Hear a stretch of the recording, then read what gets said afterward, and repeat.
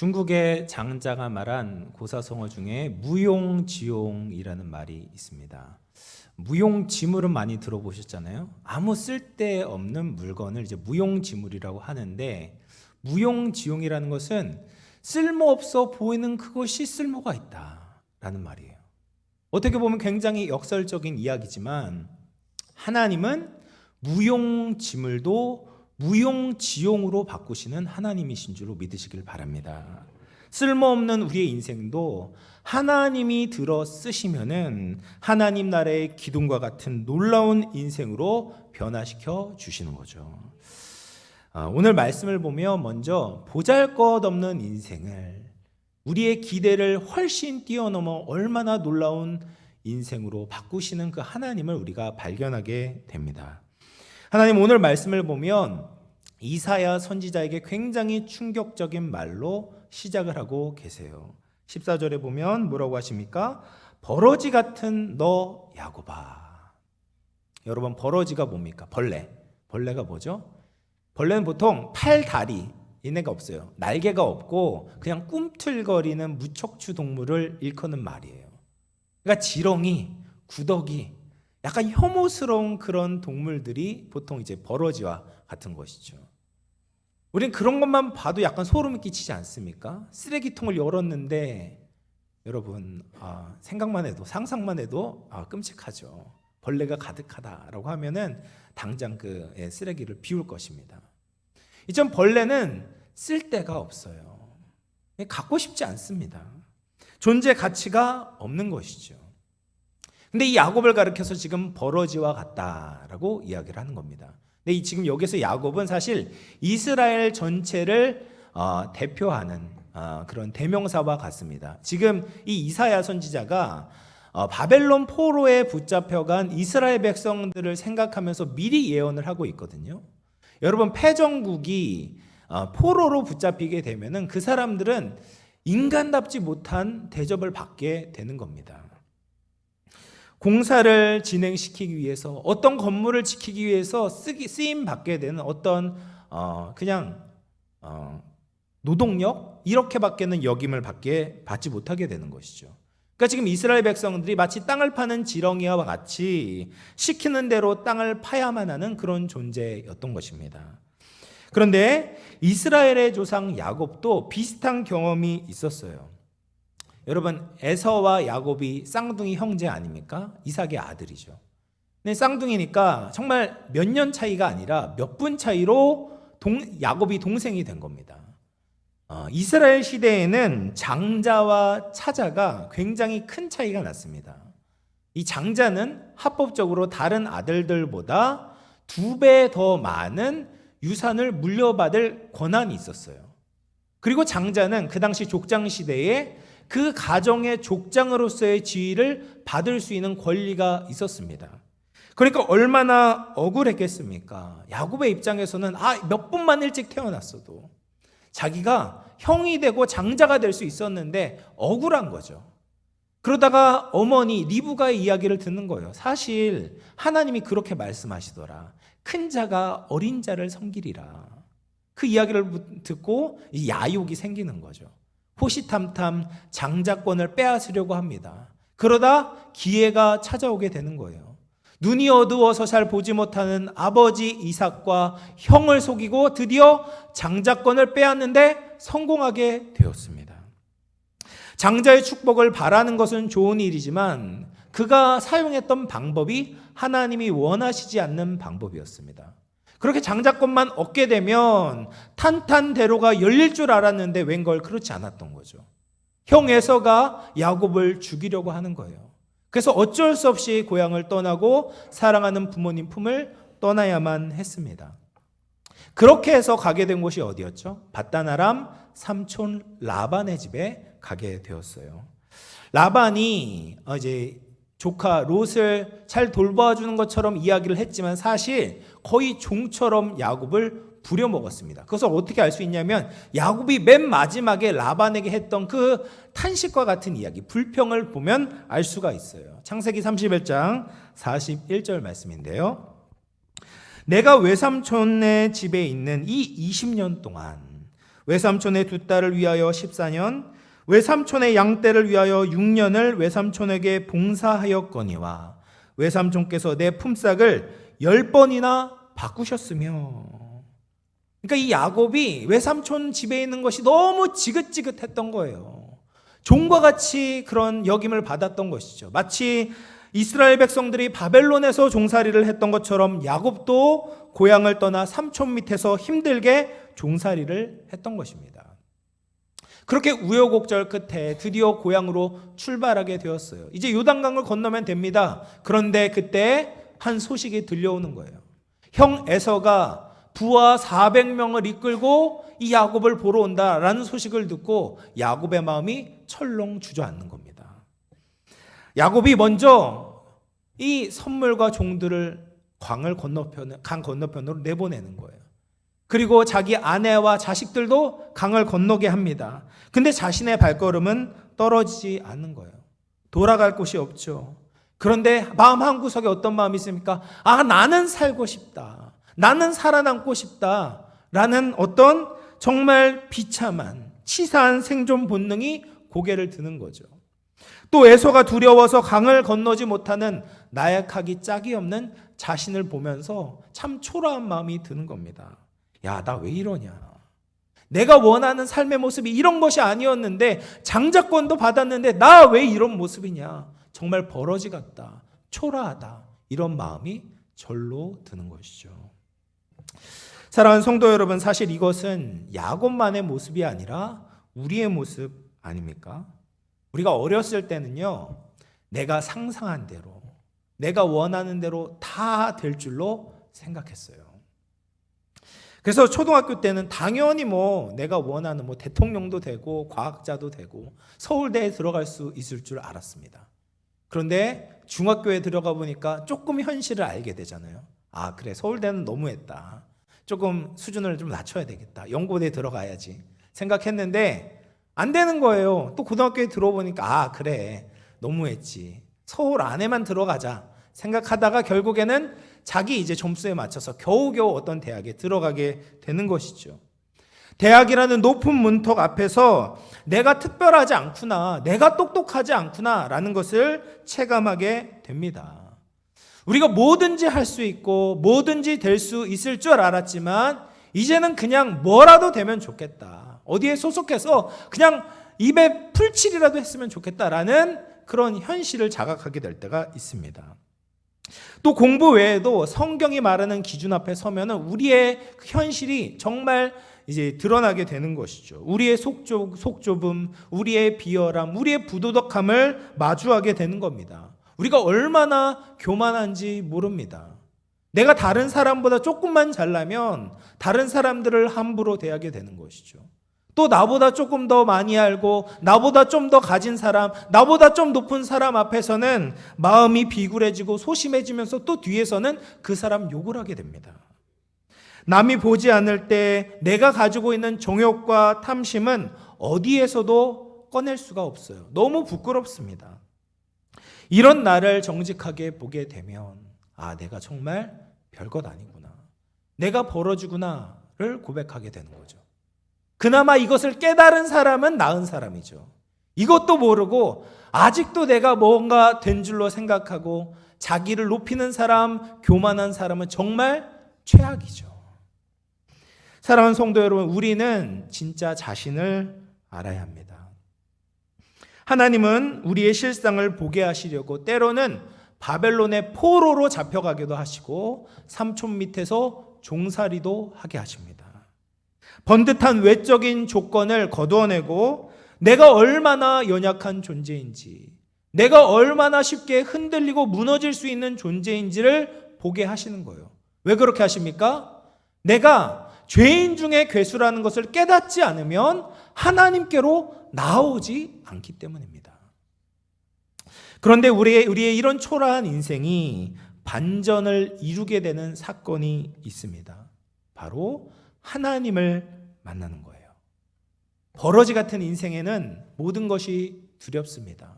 내 앞에 놓여있는 이 장애물을 뛰어넘을 수 있는 힘이 없거든요. 맞설 수 있는 용기가 없습니다. 그래서 자꾸 주눅이 드는 거예요. 그런데 하나님의 말씀을 듣게 되면 그 인생이 변화되기 시작합니다. 14절 말씀인데요. 같이 한번 읽어보겠습니다. 시작. 버러지 같은 너 야곱아, 너 이스라엘 사람들아, 두려워하지 말라. 나 여호와가 말하노니 내가 너를 도울 것이라. 내 구속자는 이스라엘의 거룩한 이인이라. 아멘. 하나님이 뭐라고 말씀하십니까? 두려워하지 말라. 내가 너를 도와줄 것이라. 그러면서 뭐라고 하시냐면 내 구속자는 이스라엘의 거룩한 이래요. 하나님이시래요. 구속자가 무엇입니까? 내가 갚을 수 없는 그 큰 빚을 다 청산해 주시고 종된 상태에서 나를 자유하게 해주시는 분이 바로 구속자입니다. 하나님의 의지가 담겨 있는 거예요. 네가 지금 버러지 같은 상태이지 내가 너를 반드시 구원해 낼게. 거기에서 내가 너를 건져줄게. 내가 너를 새롭게 변화시켜 주시겠다. 하나님의 이 약속 때문에 야곱이 이스라엘이 되는 것이죠. 하나님의 말씀 덕분에 버러지가 새 타작 기회가 되는 것입니다. 여러분 15절 말씀 같이 한번 읽어보도록 하겠습니다. 시작. 보라 내가 너를 이가 날카로운 새 타작 기계로 삼으리니 내가 산들을 쳐서 부스러기를 만들 것이며 작은 산들을 겨같이 만들 것이라. 아멘. 여러분 이것이 하나님의 역사이죠. 보통의 타작 기계는요 넓은 이제 나무 판자 위에다가 날카로운 돌이나 쇠를 이렇게 박습니다. 그리고 곡식단을 쳐서 알곡을 분리해내는 기계예요. 그냥 알곡만 분리해내는 기계입니다. 그런데 이 타작 기계는 어떤 일을 행합니까? 산을 쳐서 부스러기를 만들고 작은 산들을 겨같이 만들 수 있는 타작 기계예요. 보통 타작 기계가 아닌 것입니다. 산과 작은 산이 무엇이겠습니까? 나를 그냥 버러지로 두게 만드는 내 안에 해결되지 않는 두려움, 상처, 트라우마이죠. 내가 예수님을 닮아가지 못하게 만드는 내 안에 있는 죄성들이 바로 산과 작은 산들입니다. 근데 하나님께서는 우리를 그냥 두지 않는 거예요. 예수님의 십자가의 사랑으로 우리를 사내십니다. 그래서 내가 버러지에서 거룩한 하나님의 백성으로 만들어 주시는 거예요. 내 안에 성령께서 거하시는 겁니다. 새 사람이 되게 하십니다. 이제 나를 넘어뜨렸던 그 죄악들을 두려워하지 않고 맞서 싸울 수 있는 새 타작기, 예수님의 사랑과 용서를 흘려보내는 새로운 사람으로 만들어 주셨습니다. 이것이 하나님의 역사인 줄로 믿으시기를 바랍니다.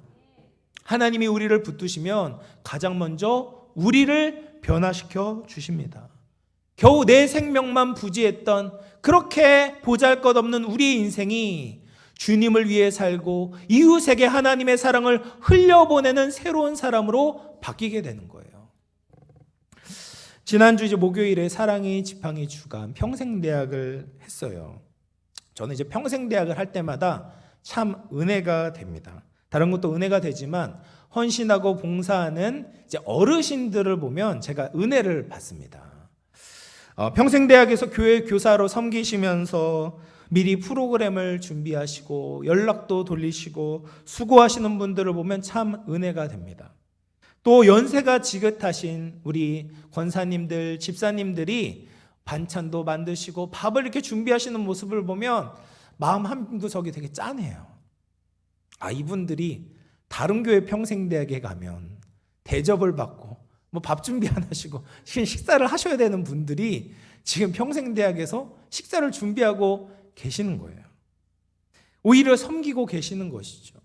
불편한 몸을 이끌고 헌신하고 봉사하는 그 모습을 보면서 정말 자기를 위해 살아가는 이 세상의 흐름을 따르지 않고 주님을 위해 헌신하고 봉사하는 이분들이야말로 새 타작기계구나라는 생각이 들게 됩니다. 그렇게 우리가 산과 맞서서 산을 치게 되면 어떻게 되는가? 하나님의 바람이 그것을 날려버리신다. 우리가 예수 그리스도의 은혜로 새 사람이 되어서 내 안에 있는 죄성들과 싸울 때, 나를 넘어지게 했던 것들과 대적하여 맞서 싸우게 될 때 하나님의 성령의 바람이 우리를 새롭게 하시는 거예요. 성령 충만하게 하시는 겁니다. 두려움이 사라지고 내 안에 있는 시기 질투가 소멸하게 되는 겁니다. 자기만 알던 어린아이의 모습을 벗어나서 주님을 위해 살고 이웃을 섬기는 성숙한 신앙인이 되는 것이죠. 이 깨어진 도자기를 수리하는 일본의 킨츠키 기법이라는 것이 있어요. 일본의 이제 다도 문화를 처음으로 체계화시켰던 요시마사라는 사람이 있었는데, 이 사람이 아끼던 찻잔이 균열이 생기게 된 겁니다. 그래서 너무 아끼니까 이 찻잔을 어떻게든 살려보려고 이제 도의 장인에게 이 찻잔을 맡긴 겁니다. 그래서 도의 장인들이 고민을 하다가 어떤 방법을 썼냐면, 그 균열이 간 곳에 금가루를 섞은 이 오칠로 그 금간 곳을 메우게 된 겁니다. 그렇게 장인의 손을 거치니까 그 깨어진 도자기가 이전보다 훨씬 더 아름다운 작품이 되게 된 거예요. 그래서 그 후에 이제 이 킨츠키 기법, 예쁘지 않습니까? 이 킨츠키 기법으로 많은 작품이 생기게 되었다고 해요. 여러분, 깨진 도자기는 그 자체로는 쓸데가 없죠. 뭐 그것으로 밥을 먹겠습니까? 누가 깨진 걸로 차를 마시겠습니까? 가지고 있으면 쓰레기요 짐밖에는 되지 않습니다. 그런데 장인이 그 도자기를 가지고 빚기 시작하면, 만지기 시작하면, 그 깨짐 틈에 금칠을 하기 시작하면 이 깨진 도자기가 새로운 작품으로 탄생하게 되는 것이죠. 이것이 우리가 하나님을 만날 때 일어나게 되는 변화입니다. 사랑하는 성도 여러분, 하나님은 우리의 기대보다 크신 분입니다. 그분은 깨어진 우리를 붙들어 주십니다. 그리고 예수 그리스도의 그 금보다 귀한 사랑으로 우리를 치유해 주십니다. 그럼 우리가 상상하지도 못했던 새로운 작품이 되는 것입니다. 버러지가 그냥 조금 더 빨리 달릴 수 있는 버러지로 바뀌게 되는 것이 아니라 완전히 새로운 사람, 완전히 새로운 작품, 완전히 새로운 새 타작기가 되게 되는 것이죠. 이것이 우리가 하나님을 만나고 하나님이 우리의 인생을 다루시게 되면 변화되어지는 그 새로운 역사입니다. 사랑하는 성도 여러분, 우리 모든 성도들이 하나님의 말씀으로 새로운 작품이 되는 은혜가 있기를 주님의 이름으로 축원을 드리겠습니다. 다음으로 우리가 살펴볼 것은, 우리가 기도할 때 하나님께서 우리의 기대보다도 훨씬 더 놀랍게 역사하신다라는 것을 말씀을 통해 확인할 수가 있어요. 17절 말씀을 보면 또 새로운 상황에 처하게 됩니다. 이 버러지와 같은 인생이 너무나도 가난하고 가련한 겁니다. 얼마나 가난한가? 물을 구해야 되는 거예요. 물이 없는 겁니다. 여러분, 우리 인생에 있어서 가장 중요한 요소가 무엇입니까? 물이에요, 물. 물이 없으면 우리는 살 수가 없어요. 당장 생명을 위협받는 고난과 결핍 가운데 있는 것입니다. 그럴 때 우리가 어떻게 해야 됩니까? 하나님께 구해야 하는 거죠. 기도해야 합니다. 이 벌레가 대부분의 활동을 입으로 해요. 입으로. 당연하죠. 뭐 다리가 없으니까 뭘로 하겠습니까? 그래서 지렁이를 보면 입으로 음식을 먹고 입으로 땅을 팝니다. 버러지와 같은 야곱도 입으로 할 수 있는 것이 있어요. 바로 기도입니다. 기도는 성도들이 하나님께 드릴 수 있는 가장 중요한 특권인 것이죠. 그렇게 우리가 성도들이 하나님께 부르짖게 되면, 주님께 도움을 구하면 주님께서 우리의 문제 속에 역사하기 시작합니다. 하나님이 그 지렁이의 기도를, 버러지의 기도를 들으시고 응답해 주시는 거예요. 우리가 기대한 것보다 놀라운 하나님의 역사를 이루시는 것입니다. 18절을 보면 이스라엘 백성들이 도저히 생수를 얻을 수 없는 상황에 처해 있었습니다. 18절 말씀 같이 한번 읽어보겠습니다. 시작. 내가 헐벗은 산에 강을 강을 내며 내며 골짜기 가운데에 샘이 나게 하며 광야가 못이되게 하며 마른 땅이 샘 근원이 되게 할 것이며. 여러분, 여기가 어디예요? 헐벗은 산이라고 이야기를 해요. 민둥산, 그 나무 한 그루, 풀 한 폭이 없는 그런 헐벗은 산입니다. 여러분, 왜 나무가 없겠어요? 왜 풀이 없겠습니까? 거기에 물이 없기 때문에 그런 거예요. 그런 곳에서는 물을 얻을 수가 없습니다. 그런데 그곳에서 하나님이 우리의 기도를 들으시고 어떻게 응답하십니까? 헐벗은 산에 강을 내시고 메마른 골짜기에 샘이 나게 하시고 광야가 못이 되게 하시고 마른 땅이 샘 근원이 되게 하신다. 이것이 하나님의 기적입니다. 여러분, 우리가 개인적으로 얼마나 많은 어려움을 겪게 됩니까? 우리가 예상하지 못한 갑작스러운 큰 병을 만나게 되었을 때 정말 낙심이 됩니다. 또 경제적인 문제가 찾아오면 스트레스에 짓눌리게 됩니다. 어렸을 때 그렇게 신앙생활을 잘했던 자녀들이 신앙을 떠나게 되면 마음에 큰 근심거리가 됩니다. 친했던 관계가 부모 자식 간에, 부부 간에, 성도 간의 관계가 멀어지게 될 때 마음의 절망이 찾아오게 되는 것이죠. 그러면 이 문제들을 우리가 어떻게 해결할 수 있겠습니까? 우리 인생에 정말 중요한 것들, 정말 필요한 것들을 얻는데 내 힘으로 되는 것이 없는 것입니다. 그럼 우리가 어디로 가야 합니까? 하나님께로 가야 되죠. 주님께 부르짖어야 되는 것입니다. 그러면 하나님께서 놀라운 역사를 일으켜 주십니다. 야곱이 아까 이야기했던 그 야복나루에서 자신의 한계를 마주하게 됐잖아요. 버러지와 같다. 정말 초라하다. 보잘것없구나. 이것을 깨닫게 되었을 때 야곱이 그냥 두 손 놓고 가만히 있었던 것이 아니었어요. 하나님의 옷자락을 붙들기 시작합니다. 기도의 씨름을 하는 것입니다. 창세기 32장 26절 말씀 같이 한번 읽어보겠습니다. 시작. 그가 이르되 날이 새려하니 나로 가게 하라. 야곱이 이르되 당신이 내게 축복하지 아니하면 가게 하지 아니하겠나이다. 이게 야곱의 기도 아니겠습니까? 주님이 나를 축복해 주지 않으면 나는 떠나지 않겠습니다. 주님의 도움이 없으면 나는 이 강을 건널 수 없습니다. 내 앞에 있는 이 큰 산과 작은 산들을 해결할 수 없습니다. 주님, 나를 도와주십시오.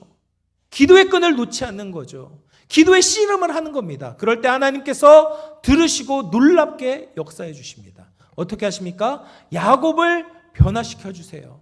야곱의 환도뼈를 쳐서 부러뜨리시잖아요. 그게 무엇입니까? 이제는 야곱의 뜻대로 사는 것이 아니라 하나님을 의지하는 하나님 백성으로 살아가는 거예요. 그래서 야곱이 에서를 만났을 때 땅에 7번 엎드려 절을 합니다. 바싹 엎드리는 거예요. 겸손하게 자신을 낮추는 겁니다. 그런데 문제는 누구예요? 에서예요. 에서가 어떻게 반응할 것인가? 창세기 33장 4절 말씀인데요. 에서가 달려와서 그를 맞이하여 안고 목을 어긋맞추어 그와 입맞추고 서로 우니라.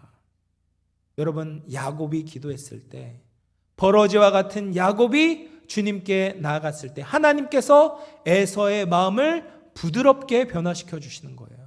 아름다운 화해의 역사, 회복의 역사가 일어나게 되었습니다. 20년 동안 해결하지 못했던, 고민했던 그 문제가 드디어 해결받게 되었던 것이죠. 사랑하는 성도 여러분, 우리는 하나님이 계시기 때문에, 기도할 수 있기 때문에 소망이 있습니다. 기도하면 광야에도 못이 생기게 되고 마른 땅도 샘 근원이 될 줄로 믿습니다. 피아 유튜브에 보면 이제 피아 워십이라는 그 CCM 이제 그룹이라고 하기도 그렇고 어쨌든 CCM을 제가 자주 듣는 채널이 있습니다. 그래서 같이 찬양도 하고 정말 좋은 찬양을 많이 하거든요. 근데 그 리더가 누구냐면 이동선 전도사라는 분이에요. 근데 이분이 최근에 아파서 사역을 못 하시다가 이제 복귀를 하게 되셨어요. 그런데 그분의 이제 제가 간증을 듣게 되었는데 이 이동선 전도사님이 약 2달 전에 십자인대가 끊어지셨다고 그래요. 근데 이게 처음이 아니라 벌써 10수년 전에 축구를 하다가 십자인대가 끊어진 겁니다. 그리고 수술을 받고 또 재활훈련을 해서 멀쩡해지니까 또 축구를 했대요. 근데 또 끊어진 거예요. 그러니까 이제는 조심해야 되겠다. 조심했는데 또 교회 체육대회를 하다가 또 끊어져 버리는 겁니다. 그래서 이미 3번 십자인대가 똑같은 무릎에서 이제 끊어지게 되었는데 이제 뭐 축구를 안 하겠죠, 당연히. 그러다가 이 아들들이 있는데 아들들이 또 축구를 좋아한대요. 아들이 아빠에게 놀아달라, 축구를 해달라. 라고 이제 요청을 하니까 뭐 얼마나 대단하게 했겠습니까? 살살하자 하고 나갔는데 거기에서 또 십자인대가 끊어진 겁니다. 그래서 4번이나 같은 무릎에 십자인대가 끊어져서 또 수술을 받아야 되고 재활을 할 생각이 하니까 너무 절망이 된 겁니다. 하나님을 위해서 목숨을 바쳐서 이렇게 헌신을 하고 있는데 최선을 다하는데 그냥 아들을 놀아주려고 한 것뿐인데 왜 하나님께서 이런 시련을 허락하시나, 이런 마음이 들었대요. 그러다가 이제 9월에 이제 4번째 무릎 수술을 받게 되었습니다. 수술이 잘 됐대요. 그래서 예정대로라면 수술을 마치고 일주일 만에 퇴원하기로 되어 있었다고 합니다. 그런데 그 다음날, 수술을 받고 그 다음날 새벽에 화장실을 가려고 목발을 짚고 나왔는데 갑자기 머리가 아프고 어지러워지더니 복도에서 그냥 쓰러져 버리게 된 거예요. 그렇게 기절을 하면서 머리가 세게 부딪혀서 뇌출혈이 오게 된 겁니다. 그래서 바로 이제 또 대학병원에 가서 또 뭐 어쨌든 이틀 동안 혼수 상태에 빠졌다가 의사가 막 어떻게 될지 모르겠다, 그래가지고 가족들이 다 울면서 기도를 했대요. 그러다가 하나님께서 은혜를 주셔서 이제 회복이 되셔서 다시 사역 자리에 섰는데 아직도 완치가 안 됐대요. 그래서 여전히 이제 미각과 후각과 청각에 문제가 있고 이석증이 있어서 운전도 할 수 없는 상태라고 하셨어요. 근데 한 달 동안 그렇게 병원에 누워 있으면서 처음에 많이 힘들었다고 합니다.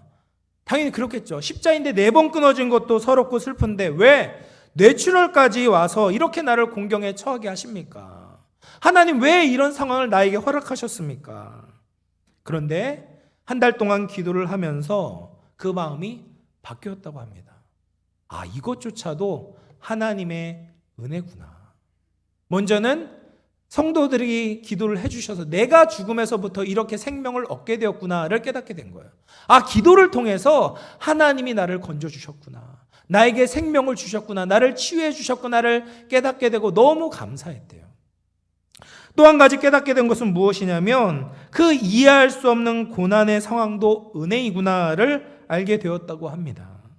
자기의 삶에 하나님의 일하심과 기이하심을 경험하고 또 그것을 증거할 수 있는 것이 얼마나 큰 은혜인가. 부족한 나에게 하나님께서 이런 고난을 또 허락하시고 이런 회복을 할 수 있는 은혜를 주시니 이것을 또 다른 사람에게 전할 수 있으니 이것조차 또 은혜이구나, 이렇게 고백을 하셨어요. 기도는 하나님 역사의 마중물이 되죠. 기도는 하나님께서 병든 자를 치유하시는 축복의 도구가 되고 기적의 통로가 되는 줄로 믿습니다. 우리 병중에 계신 모든 성도님들에게 치유와 회복의 역사가 있기를 주님의 이름으로 축원을 드립니다. 근데 그뿐 아니라 기도는 아직 완치되었지 않았지만 그 과정 가운데서도 하나님의 은혜를 발견하고 하나님께 감사를 드릴 수 있는 힘이 된다는 거예요. 물론 아무 고난도 없고 시련도 없으면 좋겠지만 우리의 삶 가운데 늘 실패와 좌절이 놓여 있습니다.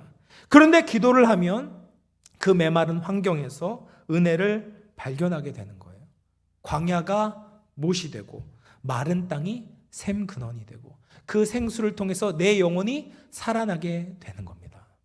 내가 살아날 뿐 아니라 내 기도를 통해서 우리의 주위에 있는 사람들이 하나님의 살아계심과 하나님의 크신 그 역사하심을 경험하고 깨닫게 되는 것이죠. 지난 금요일에 우리가 이제 온세대 금요기도회를 했습니다. 간식을 100인분을 준비했는데 더 많은 분들이 오셔서 이제 간식이 부족했대요.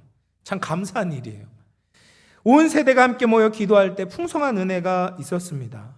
근데 이 온세대 금요기도회가 일회성 행사가 아니라 제가 정기적으로 하려고 합니다. 왜 우리가 함께 모여서 기도해야 되겠습니까? 버러지와 같은 우리가 변화되기 위해서는 기도를 해야 되는 거죠. 우리가 주님을 기뻐하기 위해서는 기도의 자리로 나와야 합니다. 내가 주님을 닮아가려면 기도밖에는 방법이 없는 것입니다. 이기적인 내가 하나님 나라를 생각하고 주님을 위해 살기 위해서는 기도해야 합니다. 뿐만 아니라 우리 자녀들이 변화되기 위해서 함께 기도해야 합니다. 그러면 하나님께서 우리의 기도를 버리지 않으시고 은혜를 주실 줄로 믿습니다.